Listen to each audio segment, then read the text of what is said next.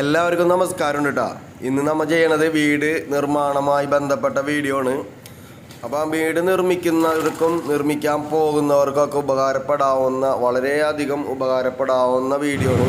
അപ്പോൾ നമ്മളെ channel subscribe ചെയ്ത് കൂടിക്കോ. വീട് പണിയാൻ പോകുന്നവർക്കും പണിതുകൊണ്ടിരിക്കുന്നവർക്കും ഒക്കെ നമ്മളെ ഇനിയുള്ള വീഡിയോകളൊക്കെ ഉപകാരപ്പെടും. അപ്പോൾ ഇന്ന് നമ്മൾ ഏറ്റെടുത്തേക്കണ വർക്കിൻ്റെ വാർക്കുണ്ടാ. അപ്പോൾ ഇത് 1070 സ്ക്വയർ ഫീറ്റാണ് വീട് വരുന്നത്. നമ്മളെ ഈ കൺസ്ട്രക്ഷൻ ഫീൽഡിൽ നമ്മൾ തുടങ്ങിയിട്ട് ഇത് ആദ്യത്തെ വർക്കൊന്നല്ല, 18 വർഷത്തോളമായി. 15 വർഷമായി ഞാൻ സ്വന്തമായിട്ട് വർക്കുകളൊക്കെ എടുത്ത് തുടങ്ങി ചെയ്യണത്. അപ്പോൾ അങ്ങനെ ഉള്ള വർക്കുകളൊക്കെ ഉണ്ട് നമ്മളതിൽ. അപ്പോൾ വാട്ടർ ഫിൽറ്ററിനെ മാത്രമല്ല, നമ്മളെ കൺസ്ട്രക്ഷൻ ഫീൽഡിലുള്ള എല്ലാ A to Z താക്കോല് കൊടുക്കണ പരിപാടി വരെ നമ്മൾ ചെയ്യുന്നുണ്ട്. അപ്പോൾ ഇന്ന് മെയിൻ വാർക്ക സ്റ്റാർട്ട് ചെയ്യാൻ പോണ്. അപ്പോൾ അതിൻ്റെ ഭാഗമായിട്ടുള്ള പരിപാടികളൊക്കെ നടന്നുകൊണ്ടിരിക്കുന്നു. അപ്പോൾ നമ്മ ഇട്ടേക്കണ കമ്പികളാണ് ഈ കാണിച്ചേക്കണ കേട്ടോ. ഹാള് നീളമുള്ള കൺസീൽഡ് ബീമായിട്ട് കൊടുത്തേക്കണം. 12ന്റെ കമ്പി ഉണ്ടാ. 2 അടിയിൽ 2 മോളിലായിട്ട്. ഇത് 16ന്റെ കമ്പി കൊടുക്കാൻ പറ്റില്ല. 16ന്റെ കമ്പി നമുക്ക് കൊടുക്കാൻ പറ്റില്ല. കാരണം എന്താണെന്നറിയോ, തിക്നെസ് കിട്ടൂല, പിന്നെ നമുക്ക് കവറിങ് കിട്ടൂല. അല്ല അവിടെയും നമ്മ 12ന്റെ കമ്പി ഇട്ട് കൊടുത്തിട്ടുണ്ട് കേട്ടോ. പിന്നെ അവിടെ 2 ഡബിളായിട്ട് കൊടുത്തിട്ടുണ്ട്. അതായത് എയർ ഹോൾ വരെ എൻ്റെ അപ്പുറവും ഇപ്പുറമായിട്ട് സെൻറ്റർ കണക്കാക്കിയിട്ട് ഇട്ടിട്ടുണ്ട്. കാരണം പിന്നീട് ഒരു ബെൻഡോ കാര്യങ്ങളോ ഒന്നും ഉണ്ടാവാൻ പാടില്ല. അപ്പോൾ അതിൻ്റെ അനുസരിച്ച് വളരെ ഭംഗിയായിട്ടാണ് കംപ്ലീറ്റ് കാര്യങ്ങൾ ചെയ്തേക്കണ്ട. അതുപോലെ തന്നെ നമ്മളെ വയറിങ് ചെയ്തിട്ടുള്ള വയറിങ്ങിൻ്റെ പൈപ്പ് ഇട്ടിട്ടുള്ളത് അത്യാവശ്യം മാത്രമാണ് കേട്ടോ. ഫാനിൻ്റെ പോയിന്റുകളും പിന്നെ ഹാളിലേക്ക് ലൈറ്റിൻ്റെ പോയിന്റുകൾ മാത്രം ഇട്ടിട്ടുള്ളൂ. അനാവശ്യമായിട്ടുള്ള പൈപ്പുകളൊന്നും നമ്മൾ വാർക്കേമൽ കൂടി കൊണ്ടുവന്നിട്ടില്ല കേട്ടോ. അപ്പോൾ മിക്സർ മെഷീനൊക്കെ സ്റ്റാർട്ട് ചെയ്ത് കോൺക്രീറ്റ് കൂട്ടാൻ തുടങ്ങിയിട്ടാണ്. ഇനി നമ്മൾക്ക് ഓണറെ കൊണ്ട് ഫസ്റ്റത്തെ ചട്ടി കോൺക്രീറ്റ് ഇടിച്ചിട്ട് നമുക്ക് തുടങ്ങണം. അപ്പോൾ നമ്മൾ എല്ലായിടത്തും അതേപോലെ തന്നെയാണ് ചെയ്യാറ്. ഇവിടെ അങ്ങനെ തന്നെയാണ്. ഇനി ഓണർ സ്ഥലത്തില്ലെങ്കിൽ അതുമായി ബന്ധപ്പെട്ട ആരെങ്കിലും കൊണ്ടും ആദ്യത്തെ ചട്ടി ഇതുപോലെ നമ്മൾ ഫസ്റ്റ് ഇടിച്ചിട്ടാണ് നമ്മൾ തുടങ്ങാറ് കേട്ടോ.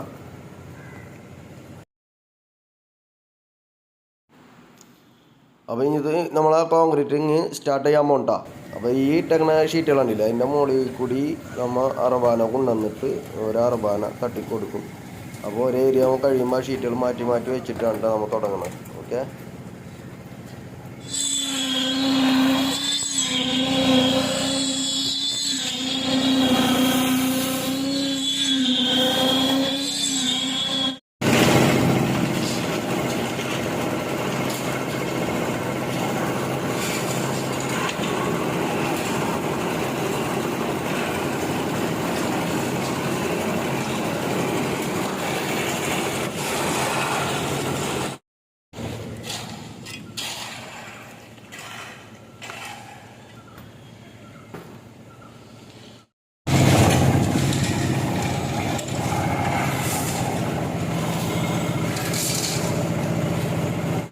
നമ്മുടെ പകുതി കൂടുതൽ ഏരിയ കോൺക്രീറ്റ് ഇട്ട് കഴിഞ്ഞിട്ടാണ്.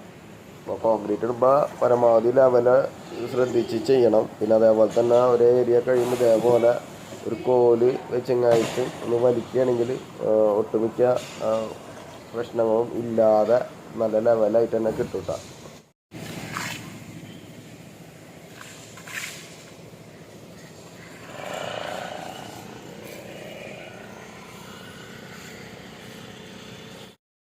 ഇതിപ്പോൾ വെള്ളം അടിച്ച് നിർത്താനുള്ള തിണ്ട് പിടിപ്പിക്കണ്ട. വളരെ സ്ട്രോങ് കുറച്ച് ഇനി പരിക്കലുണ്ടാക്കണത് വളരെ സ്ട്രോങ് കുറച്ച് ഉണ്ടാക്കണം. കാരണം പൊട്ടിച്ച് കളയേണ്ടതിന്. അപ്പോൾ നാളെ വെള്ളം നിർത്തുമ്പോൾ വെള്ളം തടഞ്ഞു നിർത്താനുള്ള തിണ്ട് പിടിപ്പിക്കുന്നുണ്ട് ആ സൈഡ്. എന്നിട്ട് അതിൻ്റെ മുകളിൽ കൂടി ഇനി ചവിട്ടി നടക്കും.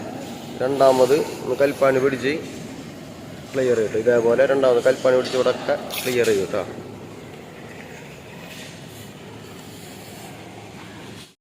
ശരിക്കും നമ്മൾ ഇത് ഫസ്റ്റ് റൗണ്ട് ഇട്ട് കഴിഞ്ഞാലും രണ്ടാമത് ഇതൊന്ന് വലിഞ്ഞ് കഴിഞ്ഞിട്ട് രണ്ടാമത് പിടിക്കണം, ഫുള്ളായിട്ട് പിടിക്കണം. എന്നാലോ ഇതിന് അല്ലെങ്കിൽ ക്രാക്കുകൾ വീഴാൻ സാധ്യത കൂടുതലുണ്ടാകും. അങ്ങനെ ക്രാക്ക് വീഴാണ്ടിരിക്കാൻ ചെയ്യേണ്ട 2 കാര്യങ്ങൾ. ഒന്ന്, നമ്മൾ ഇതിൻ്റെ മുകളിൽ ഷീറ്റ് ഇട്ട് മൂടണം. ഷീറ്റ് ഇട്ട് മൂടിക്കഴിഞ്ഞാൽ ഇന്ന് നമുക്ക് ഇതിൻ്റെ ഇതുപോലുള്ള തിണ്ട് വെക്കാൻ പറ്റൂല. അപ്പോൾ ഷീറ്റ് കവർ ചെയ്ത് കിടക്കാൻ പറ്റൂല.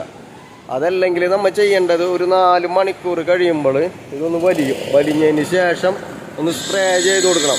വെള്ളം മൊത്തം ഒന്ന് സ്പ്രേ ചെയ്ത് കൊടുക്കണം. അത് നിർബന്ധമായിട്ടും ചെയ്യണം. അല്ലെങ്കിൽ എത്ര നല്ല പണിക്കാർ ചെയ്താലും എങ്ങനെ ചെയ്താലും ഇതിന് ക്രാക്ക് വീഴും. പ്രത്യേകിച്ച് വെയിൽ ഡയറക്റ്റായിട്ട് തട്ടുന്ന ഭാഗങ്ങളാകുമ്പോൾ മരങ്ങൾ ഇതൊക്കെ ഉള്ള ഒരു തണൽ ഉള്ള ഏരിയ ആണെങ്കിൽ കുറയും. വെയിൽ കൂടിയ സ്ഥലങ്ങളാണെങ്കിൽ ക്രാക്കുകൾ കണ്ടമാനം വീഴും. അപ്പോൾ അത് ലീക്കാവാനും ലീക്കായില്ലെങ്കിൽ തന്നെ നമ്മളെ ഈ കമ്പികളിലേക്ക് വെള്ളം എത്താനും കമ്പികൾ തുരുമ്പിടിച്ച് വികസിച്ച് പിന്നീട് ഒരു 5-10 കൊല്ലം കഴിയുമ്പോൾ സീലിങ്ങൊക്കെ അടന്ന് വീഴാൻ തുടങ്ങും. അപ്പോൾ അതിന് ഏറ്റവും ഇമ്പോർട്ടൻ്റ് ആയിട്ട് ഈ കോൺക്രീറ്റിങ്ങിൽ ശ്രദ്ധിക്കേണ്ട കാര്യം എന്താണെന്ന് പറഞ്ഞു കഴിഞ്ഞാൽ, കോൺക്രീറ്റ് ചെയ്യുമ്പോൾ ഒരു കോട്ട് കഴിഞ്ഞ് കഴിഞ്ഞാൽ രണ്ടാമത് മൊത്തം കൽപ്പാണി ഇതേപോലെ കൽപ്പാണി ഇട്ട് കംപ്ലീറ്റ് ക്ലിയർ ചെയ്യണം. അത് ക്ലിയർ ചെയ്തതിന് ശേഷം എന്ത് ചെയ്യണം, വാർക്കൊക്കെ കഴിഞ്ഞ ഉടനെ ഒരു 4 മണിക്കൂർ കഴിഞ്ഞാൽ നമ്മൾ വെള്ളം സ്പ്രേ ചെയ്ത് കൊടുക്കണം. മഴ പോലെ വെള്ളം കുത്തിയടിക്കരുത് ഒരിക്കലും. ഈ സൺസൈഡിൻ്റെ മുകളിൽ നിന്നുമായിട്ടും നമ്മൾ പൈപ്പ് കൊണ്ട് നല്ല ഉയരത്തിലേക്ക് പൊക്കിയടിക്കുക. മഴ പെയ്യണ പോലെ കംപ്ലീറ്റ് നനയ്ക്കുക. അത് ഒരു 2 വട്ടം ചെയ്യുക. ഇപ്പോൾ ഒരു 12 മണിക്ക് വാർക്ക കഴിഞ്ഞാൽ ഒരു 4 മണിയൊക്കെ ആകുമ്പോൾ അങ്ങനെ ചെയ്യുക. പിന്നെ ഒരു രാത്രി ആകുമ്പോഴും അതേപോലെ ആ മെത്തേഡ് തന്നെ അതിൽ സ്ലോ ആയിട്ട് ഇത് വലിയേണ്ട രീതിയിലാക്കുക. അതാണ് ഇതിൻ്റെ പ്രോസസ്സിങ്. അതായത് ഈ കോൺക്രീറ്റിങ് പെട്ടെന്ന് ഉണങ്ങാൻ പാടില്ല. അതായത് പതുക്കെ ഉണങ്ങാൻ പാടുള്ളൂ. അപ്പോൾ പെട്ടെന്ന് ഉണങ്ങിക്കഴിഞ്ഞാൽ പെട്ടെന്ന് ക്രാക്കുകൾ വീഴും. അപ്പോൾ പെട്ടെന്ന് ഉണങ്ങാനുള്ള ടൈം ഈ കോൺക്രീറ്റിന് പെട്ടെന്ന് സെറ്റ് ആവാനുള്ള ടൈം കൊടുക്കരുത്. വേനൽക്കാലത്തൊക്കെ സ്ലോ സെറ്റിങ് സിമെൻറ്റാണ് ചെയ്യേണ്ടത്, കോൺക്രീറ്റിന് എടുക്കേണ്ടത്. മഴക്കാലത്ത് ഹൈ സ്പീഡ് സെറ്റ് ആയാലും നമുക്ക് പ്രശ്നമില്ല. കാരണം മഴയൊക്കെ ഉള്ള സാഹചര്യത്തിൽ നല്ലതാണ്. അല്ലാത്തപ്പോൾ സ്ലോ സെറ്റിങ് സിമെൻറ്റ് ആണ് എടുക്കേണ്ടത്. ഓക്കെ. നമ്മൾ ചവിട്ടി നടന്ന കുഴികളൊക്കെ ഉണ്ടാവും. ഇതേപോലെ ചവിട്ടി നടന്ന കുഴികളൊക്കെ ഉണ്ടാവും. അതായത് ഇതേപോലെ അതിൻ്റെ ചാറുകളൊക്കെ സൈഡിൽ നിന്ന് കൊണ്ടുവന്നിട്ട് ഇതേപോലെ ക്ലിയർ ആക്കി എടുക്കുക. ഇതിപ്പോൾ വർക്ക് അറിയണവർക്ക് സംബന്ധിച്ച് ഇത് പ്രശ്നമല്ല. ഇതൊക്കെ ഒരുപാട് ആൾക്കാർ പറയും ഞങ്ങൾക്ക് അറിയണമാണ്, ഇതൊക്കെ ചെയ്യണമെന്ന് അറിയാം.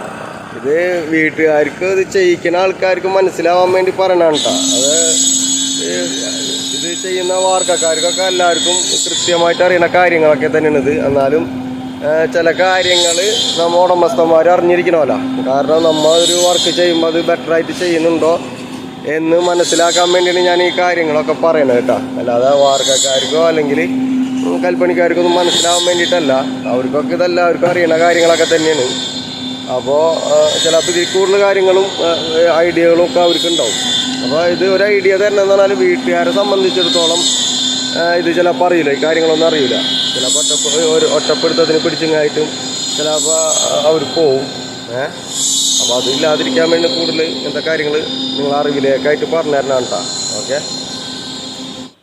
അപ്പോൾ നമ്മളെ വാർക്ക് ഏകദേശം അവസാനിക്കാറായിട്ട് അവസാന ഭാഗത്ത് കോൺക്രീറ്റുകളൊക്കെ എത്തിയിട്ടുണ്ട്.